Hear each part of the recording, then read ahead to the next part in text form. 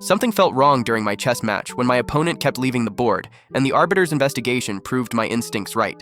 I was 15 when I learned that some people would rather cheat than lose at a local club game worth absolutely nothing. It was a Thursday night at the community center, the kind of casual tournament where the prize was bragging rights and maybe a trophy from the dollar store. I'd been playing there since I was 12, knew most of the regulars. But my opponent that night was someone I'd never seen before. He didn't give his name during the handshake, just sat down, set up his pieces, and waited for me to make the first move. The opening was sloppy. He played the kind of moves beginners make, pushing pawns without purpose, developing pieces to squares that made no sense. I was up a pawn by move 10, controlling the center, feeling confident. Then he excused himself. "Bathroom," he muttered.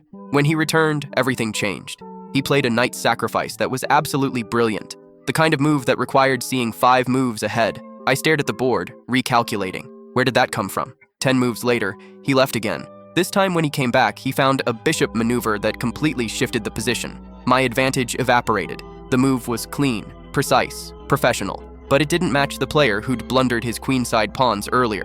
He left a third time around move 30. By now, the pattern was obvious. Weak moves, bathroom break, suddenly playing like a master. Weak moves, bathroom break, computer perfect continuation. It was almost insulting how little effort he put into hiding it. When he stood up for the 4th time, I'd had enough. I walked over to the arbiter, a retired man who'd been running our club tournaments for years. "Something's wrong," I said quietly. "My opponent keeps leaving, and when he comes back, he plays completely differently." The arbiter's expression hardened.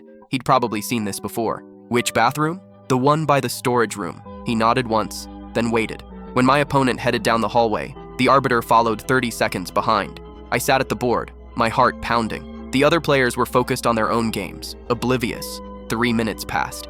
Then the arbiter emerged from the hallway, my opponent walking ahead of him with his head down. In the arbiter's hand was a phone, screen still lit. His voice cut through the quiet room. "Game forfeited.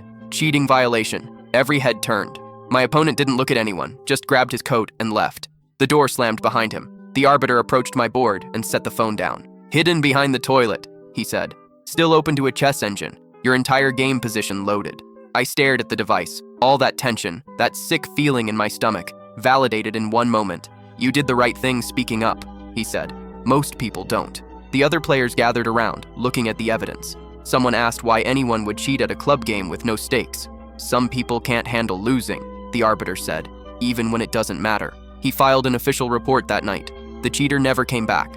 I won by forfeit, but it didn't feel like a victory. What stayed with me was how obvious he'd made it, how little he respected everyone else in that room. Some people would rather live with a lie than face the truth, even over a Thursday night game that meant nothing.